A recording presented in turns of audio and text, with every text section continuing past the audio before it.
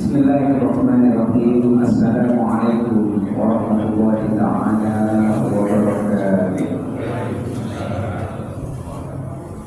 Alhamdulillah rabbil alamin. Alhamdulillahilladzi arsala rasulahu bil huda wa dinil haqq liyudhhirahu 'ala dini kullihi wa kafaa billahi shahida.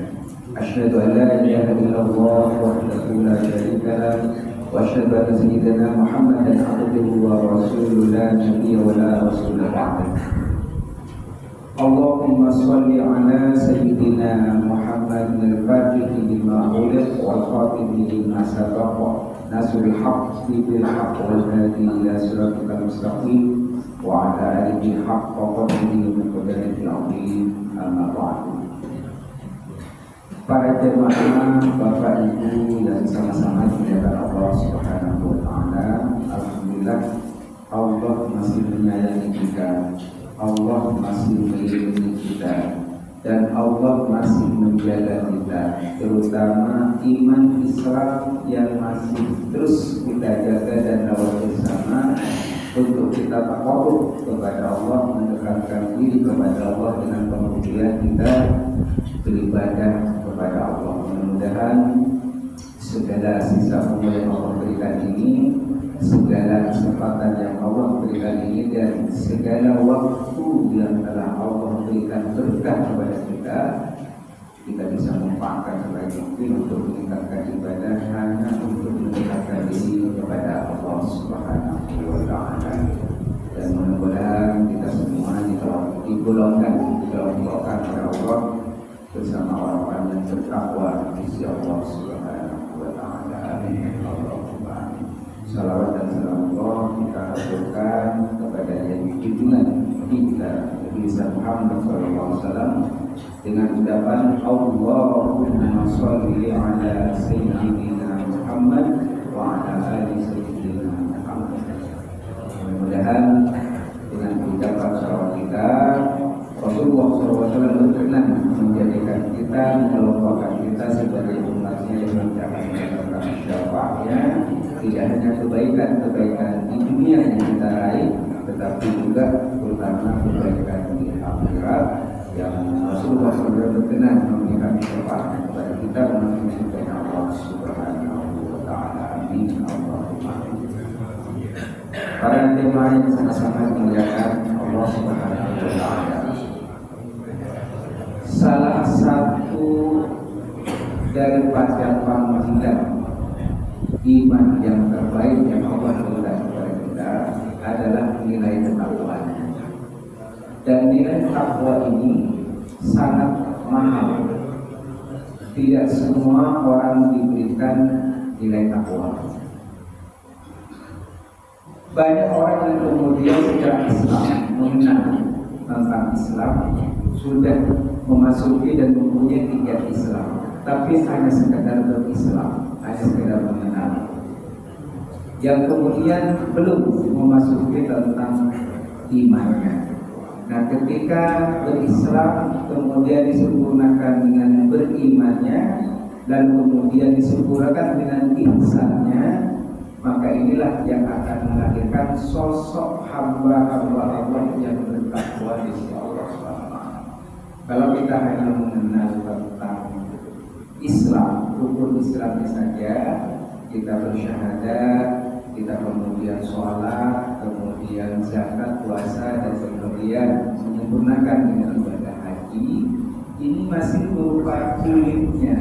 Betapa banyak orang misalnya ketika haji ke Baitullah hanya sekedar untuk berziarah, berkunjung, dan kemudian mengunjungi Baitullah. Jadi dikiranya bahwa Allah itu ada di Ka'bah. Jadi ketika mengenal dan sudah mengetahui tentang wujud Ka'bah itu sendiri, dia sudah menganggap sudah selesai. Padahal sesungguhnya yang kita hadirkan dalam hati kita adalah ada banyak hikmah, ada perjalanan hikmah di setiap ibadah. Ketika kita bersyahadat, maka akan melahirkan rasa tangis dalam diri kita, karena kita itu meniadakan yang lain dan hanya kita katakan Allah dalam diri kita, dan kita menganggap bahwa Nabi kita Muhammad SAW mempersaksikannya bahwa beliau adalah sebagai utusan Allah. Kalau ini kita lahirkan dalam diri kita, maka itulah wujud daripada rasa Islam yang sesungguhnya. Baru kemudian akan melahirkan rasa iman. Dan puncaknya adalah ihsan. Kita mungkin beribadah kepada Allah dan menganggap Allah itu hanya ada di masjid. Jadi ketika di masjid khusyuk, menganggap kita diawasi oleh Allah, tapi sesungguhnya di setiap detik dan waktu kita dan tempat dimanapun itu semuanya di dalam pengawasan Allah. Kalau ini disadari, itu sudah kita mulai memasuki gerbang ihsan. Jadi kalau misalnya ibadah buat syariatnya hanya sebatas nama buah tersebut, bentuknya dan lain sebagainya, tapi kemudian ketika kita memasuki tentang isinya buah itu, mengenal isinya buah itu, kita sudah mengenal iman. Tapi ketika sudah menikmatinya dengan rasa, itulah ihsan. Itulah sebenarnya kita sebagai kaum mukmin.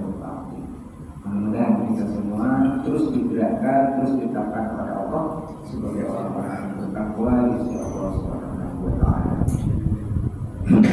Kemudian apa itu takwa? Maka dirinya takwa yang bisa tampak dalam kehidupan kita.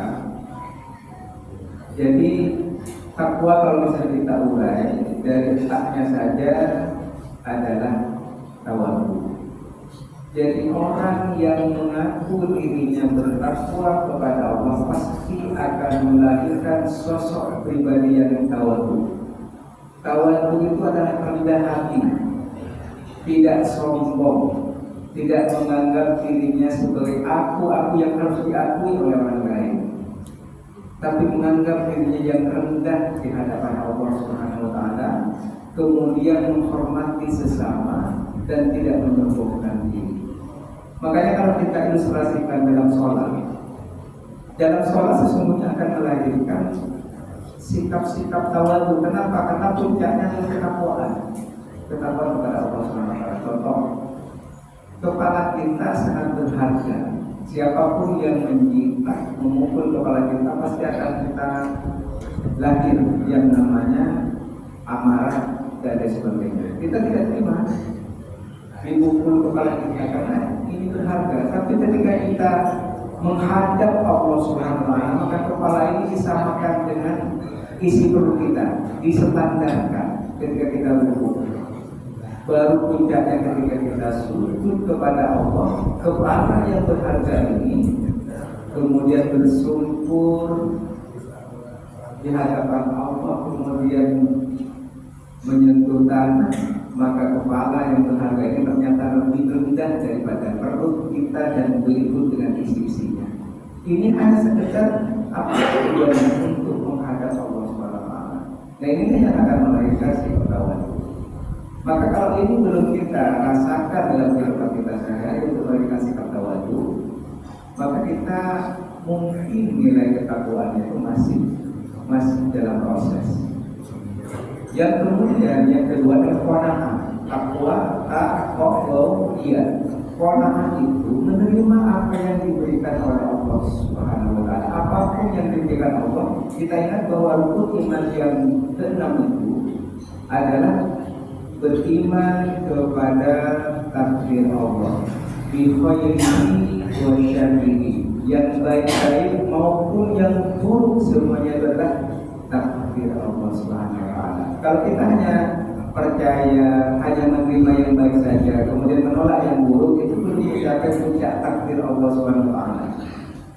Justru takdir Allah itu terkadang menjadikan kita itu orang yang buruk, tapi tujuannya Allah untuk melahirkan sebagai manusia dhahiran, orang yang bersih suci. Contoh, ada orang yang kemudian misalnya mencuri, kemudian dihukum, masuk penjara. Ternyata di penjara itu punya waktu yang sangat luas untuk kemudian membaca Al-Quran, beribadah dengan semaksimal mungkin. mungkin. Akhirnya apa? Ketika keluar dari penjara, ternyata menjadi sosok pribadi yang lebih baik lagi. Jadi ternyata mobilannya itu terkadang harus dengan cara yang seperti itu. Tidak semua yang dibakar itu kemudian menjadi buruk. Terkadang harus dibakar. Jadi Allah itu membakar. Ada benda yang kemudian harus dibakar. Ketika selesai dibakar, maka itu menjadi sosok yang menjadi benda yang begitu berharga. Jadi itulah cara-cara Allah dan cara kita meyakini dan kemudian melahirkan ketakwaan kepada Allah. Kemudian yang itu adalah bahwa itu bagaimana kita fokus hanya kepada Allah, hanya kemudian menjadikan Allah sebagai Khalik pencipta kita dan hanya kita bersandar kepada Allah Subhanahu wa taala. Kita sering mungkin membaca surah Al-Ikhlas. Allahus Shomad. Allah itu tempat bergantung kita. Jadi hanya kepada Allah kita bergantung. Semuanya adalah sisi hidup kita. Itulah sosok pribadi dan pilihan orang-orang yang dekat kepada Allah Subhanahu wa taala.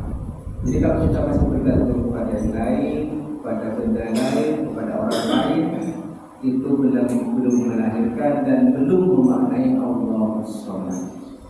Kemudian yakin bahwa kita ini adalah hamba pilihan Allah, hamba-hamba yang kemudian terus diberikan nama hidayah dari Allah, dan kita harus yakin bahwa kita sebagai umat Nabi bisa Muhammad yang akan beliau mengabdi kepada Allah Subhanahu wa taala. Itulah bentuk daripada takwa yang harus kita lahirkan dan harus kita buktikan dalam kehidupan. Baik para jemaah yang sama-sama dimuliakan oleh Allah Subhanahu wa taala, pembahasan tentang Wa'idul Usuliyah kitab yang berkaitan dengan hikmah. Di dalam penjelasannya ada 40 hadis yang terkandung di dalam Wa'idul Usuliyah ini. Maka kita telah masuk pada pembahasan yang ke-17. Yang ke-17 ini adalah pembahasannya berkaitan dengan apa yang kita lakukan sebelum menghadapi maut. Maka ada sebuah hadis yang disampaikan oleh An-Nabi Umamah Al-Bahili dari Abu Umamah Al-Bahili. Beliau mengabarkan bahwa Rasulullah SAW itu kemudian mengabarkan kepada para sahabat dan umatnya bahwa seluruh manusia itu ketika kemudian menghadapi kematian itu akan bergantung kepada amalan-amalan sebelumnya. Maka di hadis yang lain disebutkan di dalam kitab ini bahwa Allah itu mengutus 4 malaikat. Jadi sebelum orang itu mengalami sakit, itu diutus oleh Allah 4 malaikat. Malaikat yang pertama diperintahkan oleh Allah agar mencabut kekuatannya. Jadi orang yang sakit itu sehebat apapun, sekuat apapun, maka Allah memerintahkan pertama itu mencabut kekuatannya. Jadi mulai lemah, tidak berdaya. Dan yang sebelum dia sakit itu begitu kuat luar biasa, tapi ketika mengalami sakit sehebat apapun dia, itu kemudian tidak berdaya sama sekali.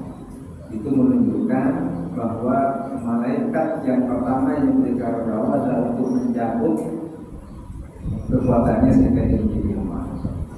Kemudian Allah mengutus malaikat yang kedua untuk menghilangkan dzahaba min ladzati ta'am. Jadi Allah itu untuk menghilangkan dari kelezatan makanan di lisannya. Jadi makanan apapun sudah mulai tidak begitu rasa enak. Bahkan tidak tertarik dengan makanan seenak apapun. Itu sudah karena Allah memerintahkan pada malaikat yang kedua untuk mencabut kelezatan makanannya. Makanya biasanya orang yang sakit itu makanan kayak apapun itu terkadang hanya cuma keinginan saja. Tapi ketika dihadirkan itu tidak dinikmati dengan baik. Terus Allah mengutus malaikat yang ketiga. Yang ketiga ini akan menghilangkan nur min wajhihi. Jadi cahaya di wajah itu akan dihilangkan oleh Allah. Asalnya cerah, ceria, agak sedikit bercahaya, tapi ketika mengalami namanya sakit diuji oleh Allah, maka kemudian cahaya di wajahnya itu kemudian akan dihilangkan. Itu malaikat yang ketiga. Yang keempat adalah malaikat yang diutus oleh Allah adalah untuk mencabut segala atau menghilangkan segala dosa-dosanya. Maka segala dosa-dosa orang yang sakit itu diangkat oleh Allah Subhanahu wa taala. Makanya tidak heran kalau misalnya Allah memuji dengan sakit, yang sering kita sebutkan adalah Allah atau paling tidak istighfar. Astagfirullahaladzim, astagfirullahaladzim. Itu adalah bentuk daripada kesadaran dalam diri yang kemudian seiring dengan diutusnya malaikat oleh Allah adalah untuk menghilangkan dosa-dosanya. Betapa banyak orang kemudian ketika sering giling-giling misalnya masa sehatnya, tapi kemudian ketika dunia Allah dengan sakit, maka dia harus tetap berada di rumahnya. Itu menunjukkan dia yang biasanya giling-giling kemana-mana, hanya kemudian sudah tidak berdaya lagi untuk keluar. Jadi ada 4 malaikat yang diutus kepada orang yang mengalami sakit. Nah, keempat-empatnya ini, para malaikat ini yang kemudian diutus oleh sakit ini, yang satu ketika sehat dikembalikan. Apa kekuatannya? Sudah mulai sehat kembali, mulai beraktivitas kembali. Jadi sudah dikembalikan atas perintah Allah. Malaikat yang pertama mengembalikan kekuatannya. Kemudian malaikat yang kedua juga diperintahkan oleh Allah ketika sudah mengalami sehat untuk dikembalikan, yaitu nikmatnya makanan. Makanya kadang-kadang orang yang habis sakit makannya luar biasa, lahap.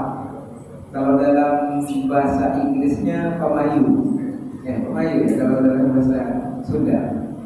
Jadi apapun kayak mau dimakan. Saya teringat dulu ketika habis pulang dari rumah sakit, pesan yang namanya makanan Madura. Itu kebetulan teman orang makan yang enak bikinnya, pesan. Langsung 2 piring habis. Baru pulang dari rumah sakit, sampai istri juga menegurnya. Nah itu kan memang itu sudah dikembalikan.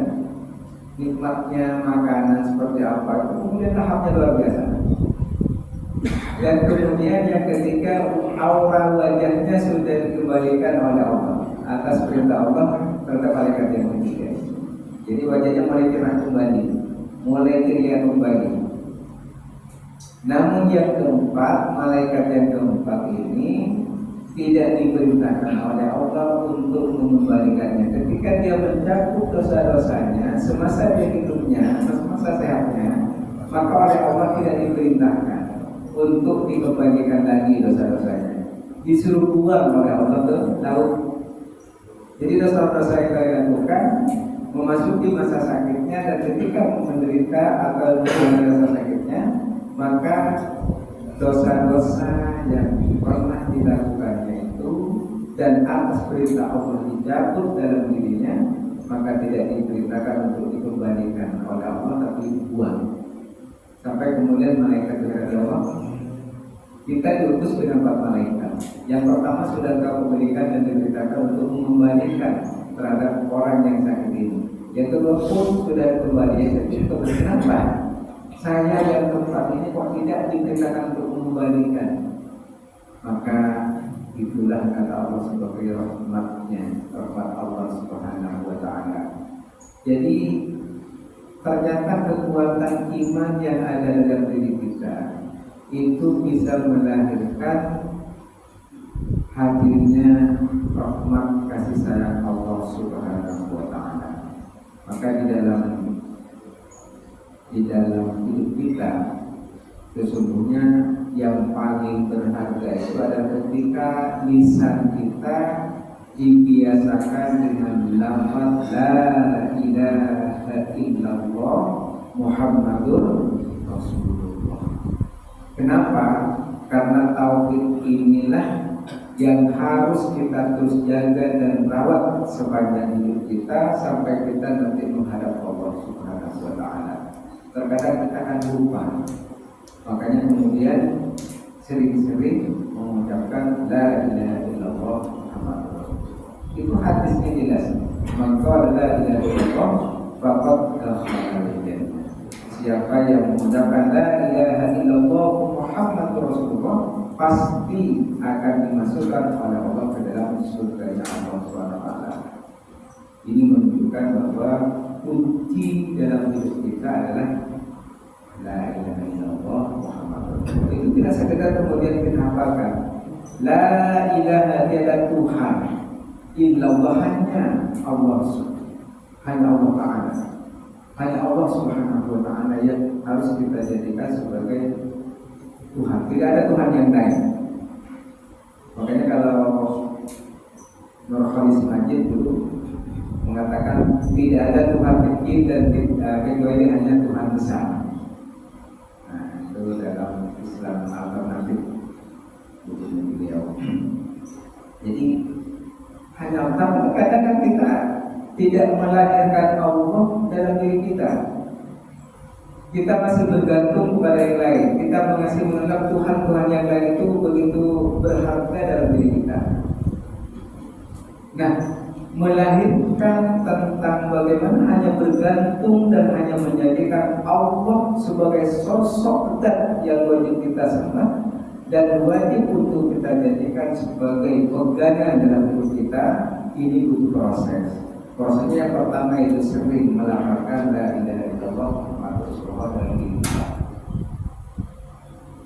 Lalu bagaimana kalau misalnya orang sering baca Al-Quran, memahaminya, memperbaikinya? Saya belum pernah menemukan hadis yang mengisyaratkan bahwa orang yang baca Al-Quran atau sering menghafalkan Al-Quran masuk surga. Tapi kalau sebagai amal soleh, iya. Misalnya mampu Al-Quran, faqad dakhala al-jannah, belum. Siapa yang baca Al-Quran maka dia akan masuk surga. Tapi kalau sebagai bentuk kita mengumpulkan banyak amal soleh, iya. Atau man shalla sholatan faqad dakhala al-jannah. Siapa yang sholat benar sholatnya maka akan masuk surga, belum. Tapi kalau man qala la ilaha illallah faqad dakhala al-jannah. Siapa yang mengatakan la ilaha illallah Muhammadur Rasulullah pasti akan masuk surga Allah Subhanahu. Inilah bentuk dan puncak sampai kemudian ketika kita akhir hidup kita yang harus kita bawa cuma satu, tauhid. Jadi amalan yang lain itu dikesampingkan. Ketika kita bawa adalah la ilaha illallah dalam diri kita, Allah dan Allah yang kita bawa, maka itulah yang dimaksud dengan husnul khatimah. Allahumma khtim lana bi husnil khatimah. Ya Allah, tutuplah atau akhir hidup kami itu dengan husnul khatimah. Husnul khatimah itu apa? Ketika kita mampu membawa lafaz la ilaha illallah Muhammadur Rasulullah sallallahu alaihi wasallam. Jadi hanya tauhid. Nah, para jemaah yang sama-sama dimuliakan oleh Allah Subhanahu wa taala. Kalau kita urai misalnya la ilaha illallah, la satu ilaha dua, illa tiga, Allah empat. Kemudian Muhammad lima, Rasul enam, kemudian Allah tujuh. Ada 7 kalimat yang ada dalam la ilaha illallah Muhammadur Rasulullah. Itu menandakan bahwa 7 hari yang kita lalui termasuk 7 tingkatan dalam bagian kita. Jadi rahasia-rahasia terkandung di dalam kalimat-kalimat Allah itu sangat luar biasa. Kemudian apa hikmah daripada kematian itu? Hikmah yang terkandung di dalamnya berkaitan dengan masalah bagaimana hebatnya Allah, bagaimana kemuliaan Allah ketika memberikan rahmat kepada hambanya. Maka ini dikisahkan dalam kitab ini bahwa dulu ada seorang pemuda di masa Bani Israel. Dia orang fasik, orang yang selalu membuat kerusakan, banyak keburukan-keburukan yang dia lakukan, tapi menganggap bahwa dia bertauhid. Jadi apa ya? Perbuatannya, ucapannya menganggap dia orang baik, tapi hatinya tidak. Atau sebaliknya, hatinya nggak baik, tapi perbuatannya buruk. Itu pasti. Nah, orang fasik ini, pemuda yang fasik ini, sampai tidak ada satupun orang yang bisa menasehatinya. Saking begitu beratnya keburukan yang dia selalu lakukan.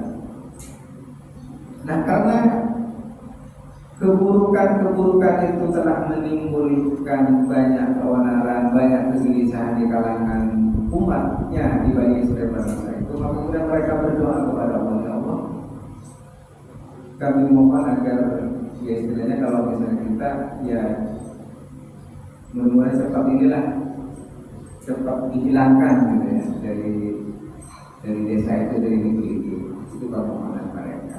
Ya sama dengan dalam diri kita kan, manusia itu ada 3 hal. Pertama ada yang mautun qoblal maut, ada yang mati sebelum matinya. Artinya apa? Kadang disumpahin oleh banyak orang karena perilakunya yang menggelisahkan, membuat hal-hal yang kemudian kita harus mengurut dada segala macam. Itu kemudian disumpahin oleh banyak orang yang benar-benar cepat matilah gitu.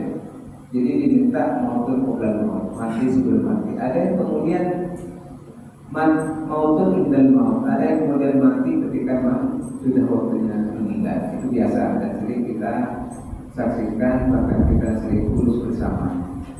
Tapi ada yang mautun ba'dal maut, jadi setelah matinya pun dia kemudian mengalami kematian. Nah, ini yang kemudian diistilahkan oleh banyak orang, dia tetap hidup walaupun mati, tapi masih dikenang oleh banyak orang kebaikannya, terus juga perilakunya. Kadang dijadikan contoh, itu dulu kalau misalnya ngobrol dengan saya, selalu obrolan-obrolan berhikmah misalnya, selalu dijadikan sebagai standar dalam hidup kita walaupun dia sudah meninggal.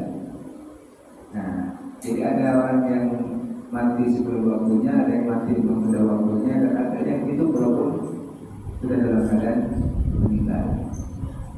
Ini yang kemudian juga dialami oleh para syuhada, para aulia, orang-orang wali, adalah walaupun sudah meninggal, tapi sesungguhnya mereka tetap hidup. Kalau misalnya kita baca dalam kitab Musnad Imam Ahmad atau di dalam kitab As-Sawi Al-Fatawi, itu yang juz yang kedua kalau tidak salah di halaman 161, itu menceritakan bagaimana orang yang meninggal itu tetap hidup. Bahkan orang yang meninggal itu mendoakan kita yang masih hidup. Sama dengan misalnya ada orang hamil kemudian pakai apa ya kalau sekarang, jadi bisa melihat kondisi bayi di dalam kandungan itu. Jadi kita pun itu dipantau oleh orang yang masih orang yang sudah meninggal. Jadi melihat kita, terutama dia berkaitan dengan kefamilian atau keluarga kita. Makanya kalau dalam kitab itu disebutkan, jadi kalau misalnya perbuatan kita khairan, baik misalnya, maka pas tabsyiru, mereka yang sudah meninggal itu pas tabsyiru, bergembira, membanggakan kepada yang lain. Oh, itu anak saya, oh itu menantu saya, oh itu keluarga saya, semuanya beramal baik misalnya, semua beribadah dengan baik, perilaku itu menyejukkan. Nah, itu dibanggakan di kalangan masyarakat barzah, al-barzah, alam kubur. Tapi kalau misalnya ada perilaku kita yang menyimpang, tidak sesuai dengan yang telah dicontohkan oleh orang tua kita dulu, tapi kemudian orang tua kita meninggal, maka mereka memohon kepada Allah.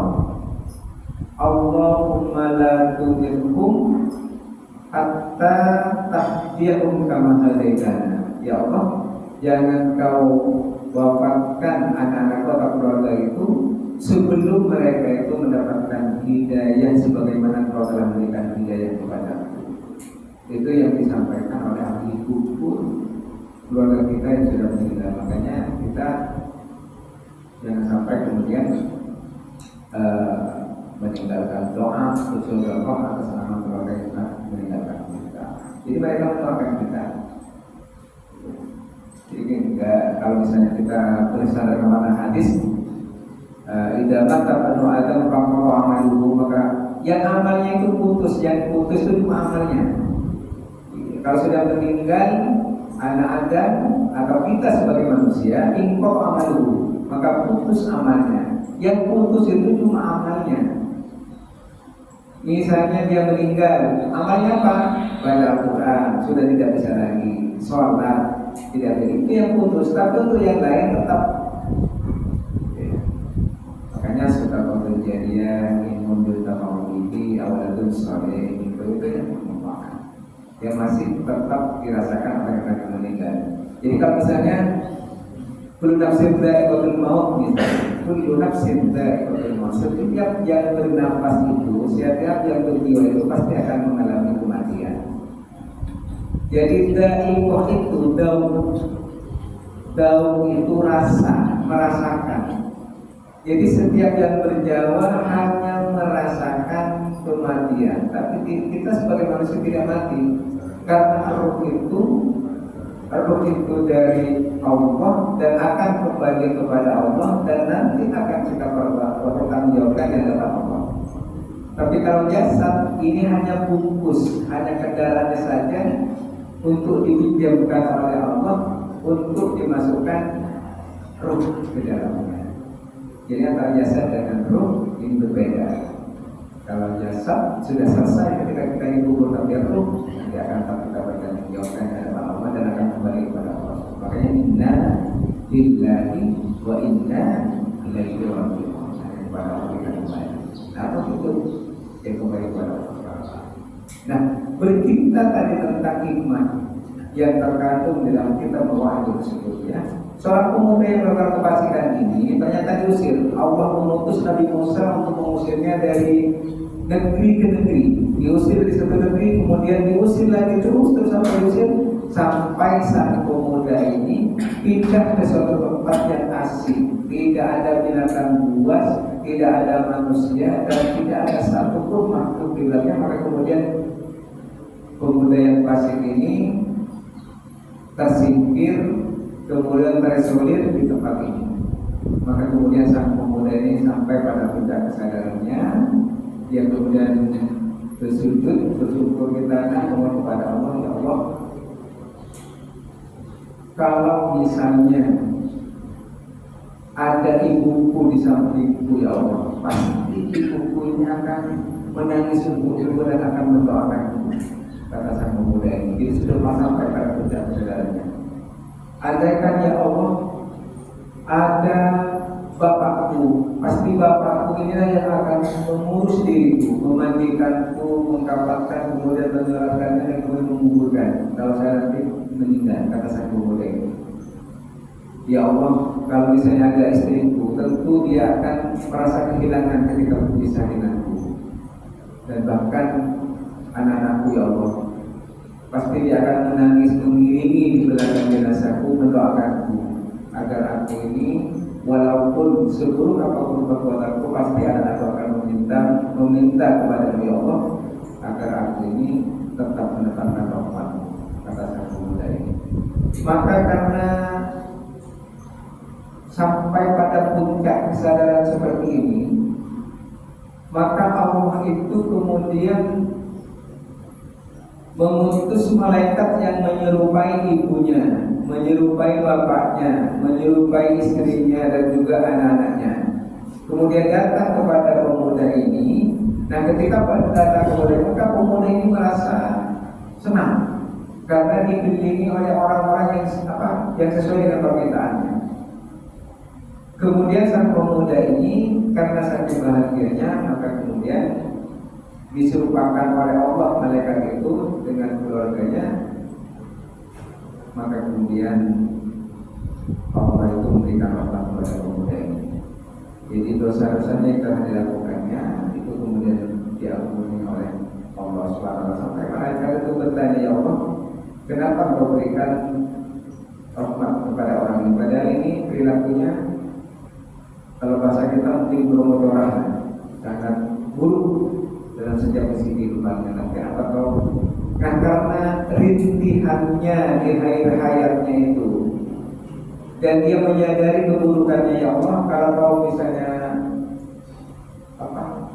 membakarku dengan api musuhku, aku tidak sanggup. Oleh karena itu maka aku mohon, ya Allah, kata kemudian ini, agar Kau tidak membakar diriku dengan api siksamu.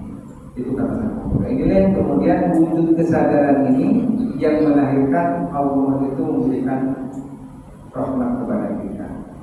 Artinya apa? Para jemaah yang sama-sama dimuliakan Allah SWT, bahwa kesadaran dalam hati kita, kesadaran akan hadirnya Allah, kesadaran bahwanya Allah satu-satunya tempat tergantung kita, dan kesadaran bahwa kita pasti dan yakin diberikan rahmat Allah, ini juga butuh proses.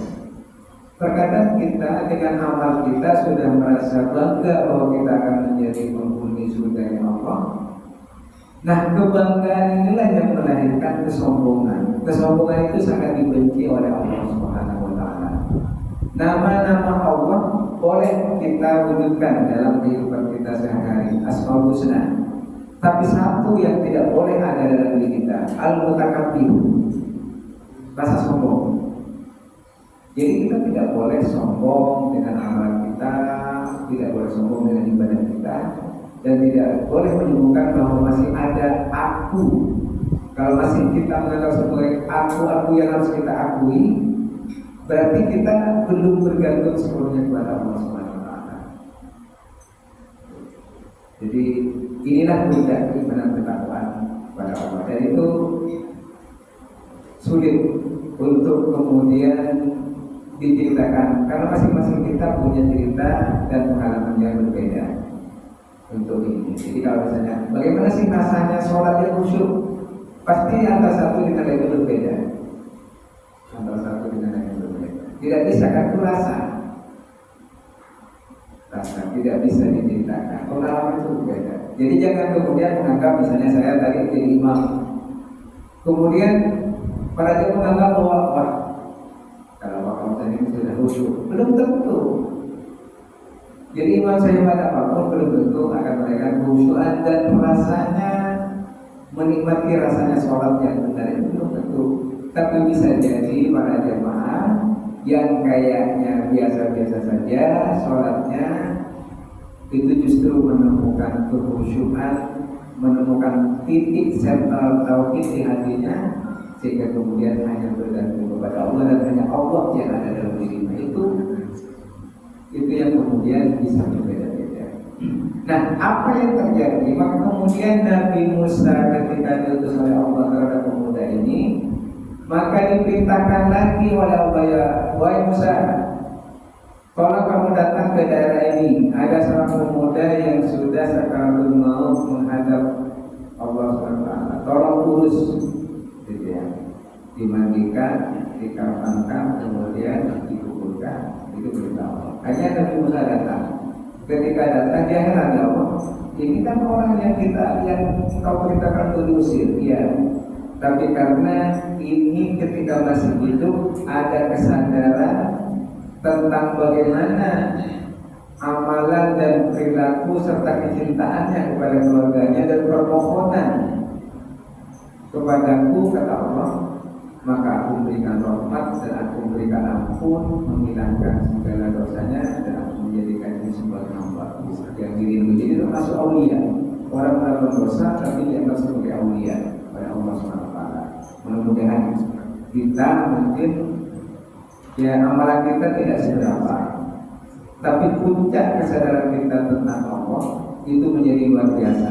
inilah yang akan menjadikan kita sebagai hamba pilihannya. Jadi bukan karena kan banyak cerita yang menggambarkan kepada kita, misalnya begini. Imam Syafi'i masih kurang apa? Imam Syafi'i sebagai nasrus sunnah, penolong sunnah. Imam Syafi'i itu hafal Quran masih kanak-kanak. Dan Imam Syafi'i itu banyak karyanya yang luar biasa, bahkan termasuk dari Madzhabul Arba'ah, termasuk pencetus daripada mazhab yang keempat. Tapi ketika di akhir hayatnya beliau menyampaikan, wahai Allah, ini ruhku.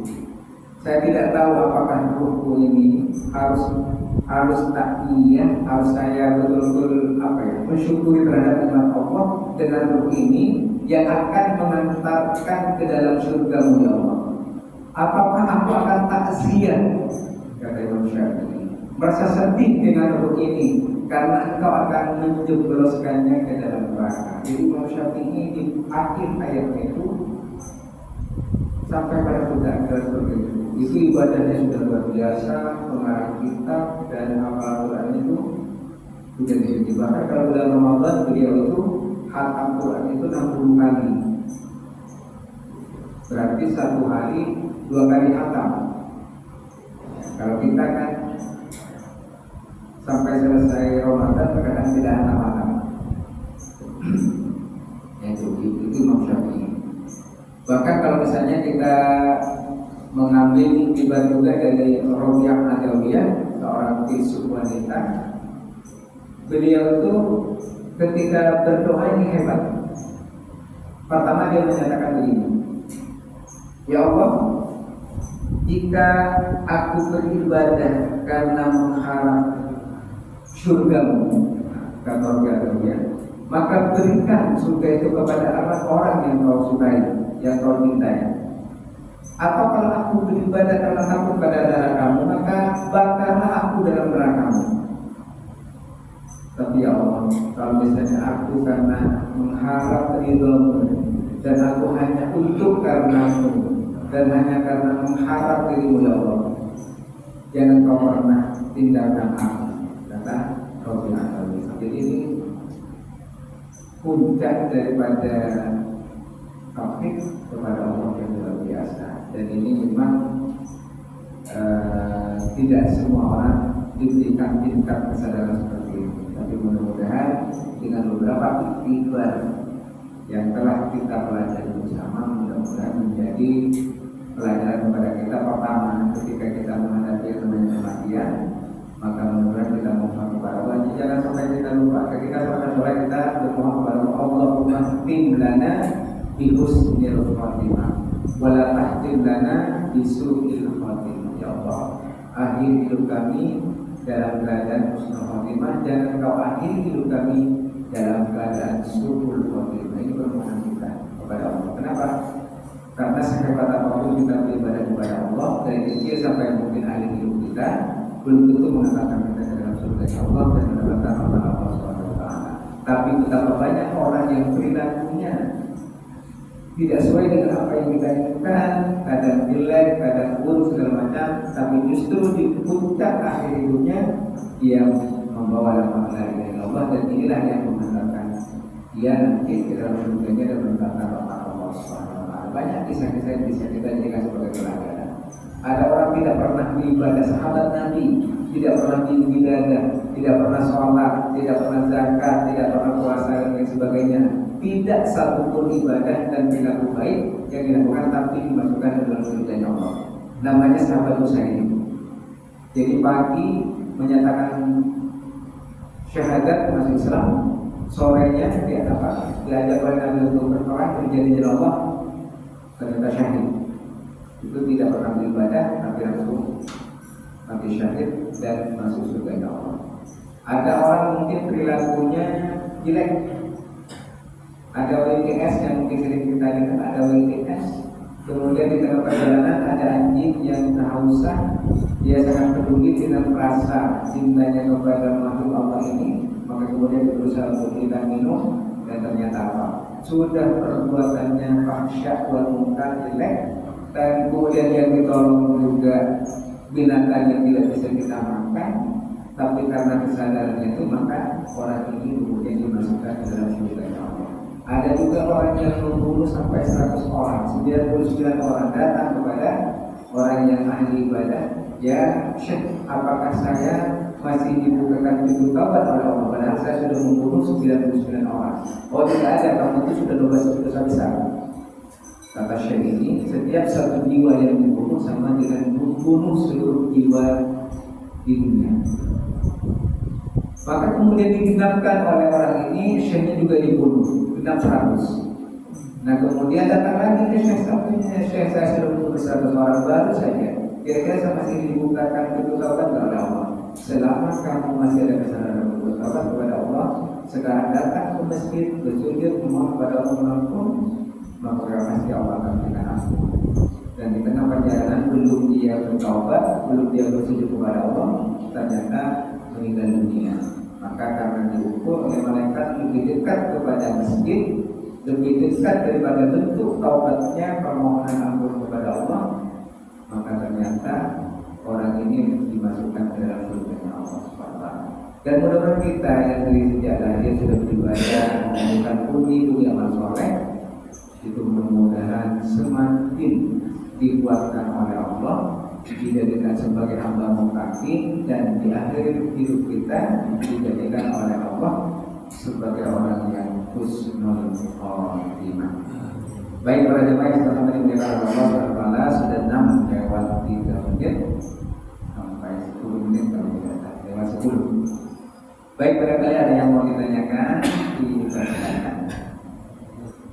Ya silakan. Assalamualaikum warahmatullahi wabarakatuh. Waalaikumsalam.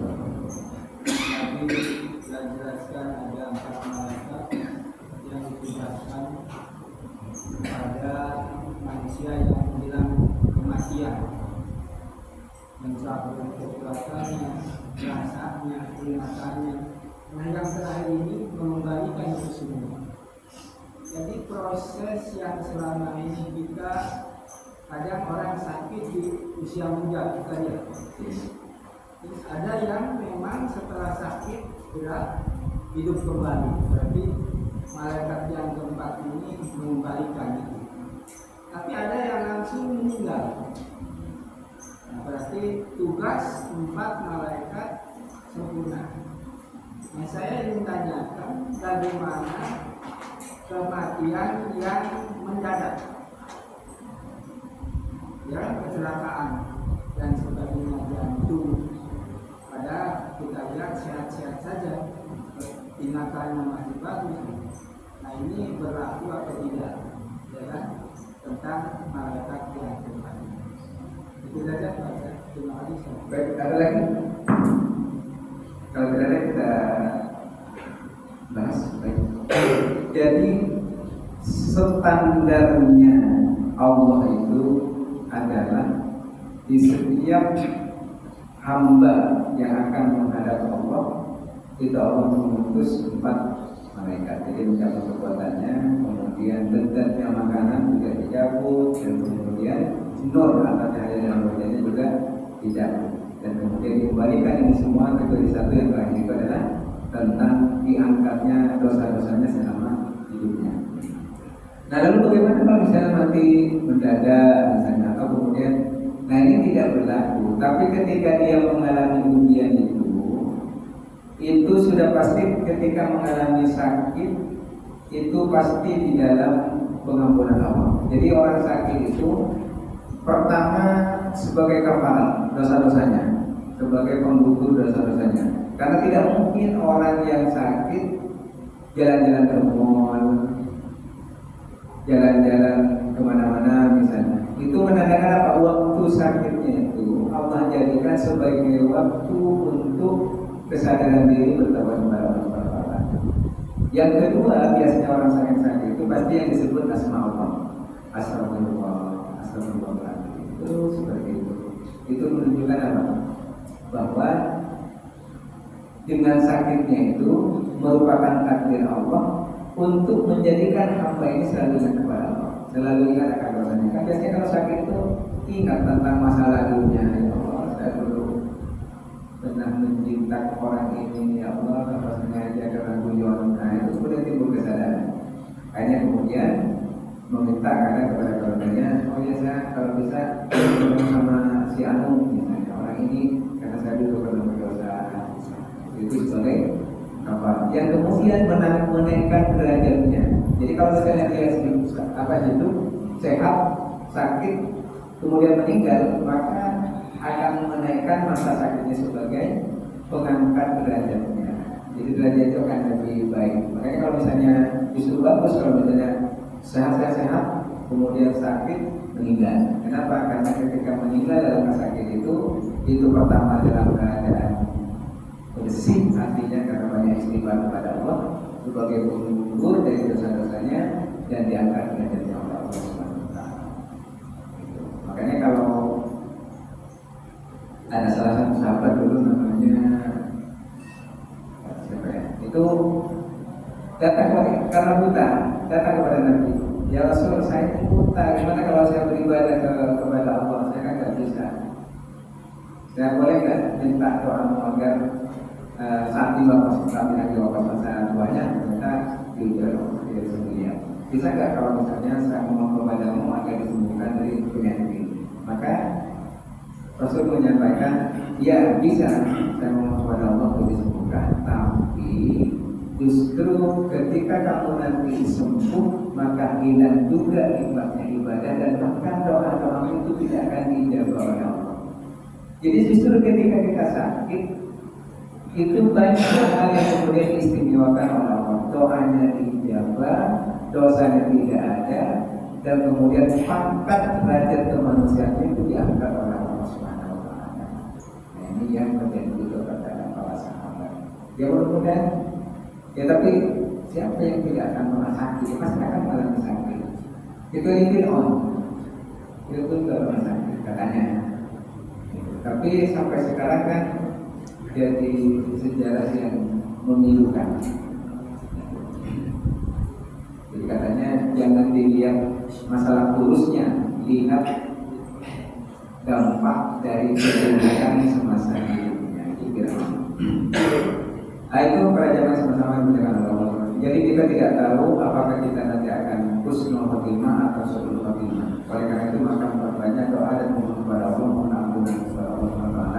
Itu bagian dari proses dan ikhtiar agar menjadikan Allah itu selalu memberikan hidayah kepada kita, memberikan mawanahnya pertolongan kepada kita, sampai nanti kita itu menemukan nilai-nilai pimpinan Allah, menemukan titik sentral tauhid yang hanya mentauhidkan Allah, yang hanya mentauhidkan Allah, menjadikan Allah tempat bergantung, menjadikan Allah satu-satunya yang wajib kita sembah. Sentral inilah yang akan menjadikan kita sebagai manusia atau insan kamil, manusia yang sempurna yang menghadap kepada Allah dengan membawa lafaz tauhid la ilaha illallah Muhammadur Rasulullah. Itu butuh proses. Jadi bukan karena ibadah kita banyak, kemudian amalan kita banyak, lalu kita sudah merasa berbangga hati. Berbangga hati itu bagian daripada kesombongan. Maka bukan orang bertakwa. Kenapa? Karena takwa itu adalah tawadu. Jadi melahirkan sifat tawadu. Jadi tawadu itu rendah hati, kemudian qanaah, waraq, dan kemudian yakin kepada Allah bahwa Allah pasti akan memilih kita, memberikan hidayah kepada kita bersama. Baik para jemaah sekalian sama dimuliakan Allah SWT, kita mohon berdoa kepada Allah. Mudah-mudahan ibadah dan amal sholat kita semuanya dijabah diterima oleh Allah Subhanahu wa Ta'ala.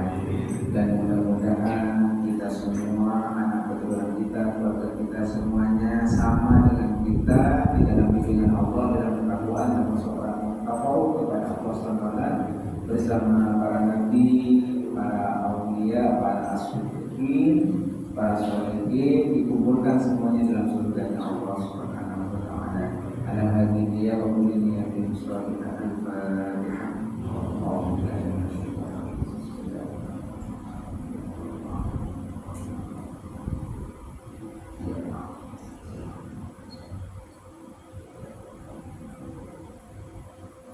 Demikian kurang lebihnya.